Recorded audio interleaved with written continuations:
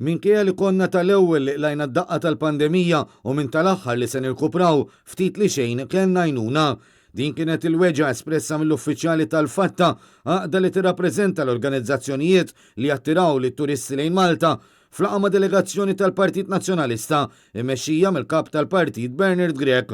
Delegazzjoni tal-Fatta immexxija mill-President Ian Tonna u l-Kap Eżekuttiv Genevieve Bela qalu li jinsabu mħasba dwar se jiġri minn Marzu l-qoddim la darba l-Gvern għadu ma jrid jgħid se jsir mill-weight supplements. Minna l-oħra huma faħru l-impennu l-viżjoni tal-Gvern Nazzjonalista li fl-2007 introduċa l-low-cost airlines f'pajjiżna. Dan kif dawn għenu mhux ftit biex jiżdied ix-xogħol ta' individwi li jippjanaw żjara mal-operaturi tal-ivvjaġġar. Minna tiegħu Bernard Grech qal li ħasra li l-Gvern mhux jismagħhom minkejja li huma l-esperti fis-settur.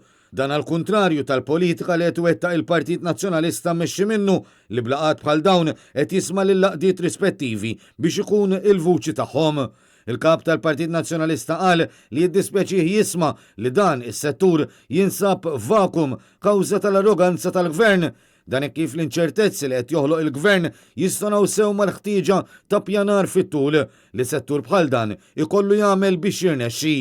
Bernard Grech, akkumpanjat mill-kelliema tal-Oppożizzjoni Robert Arrigo, Mario De Marco u Kristi De Bono, qal li l-Partit Nazzjonalista jrid jara li ħadd ma jibqa' lura għax partikolarment f'settur essenzjali bħal dan jekk ibatu dawk li jaqilgħu l-għajxin tagħhom it-turiżmu ibati il-pajjiż kollu.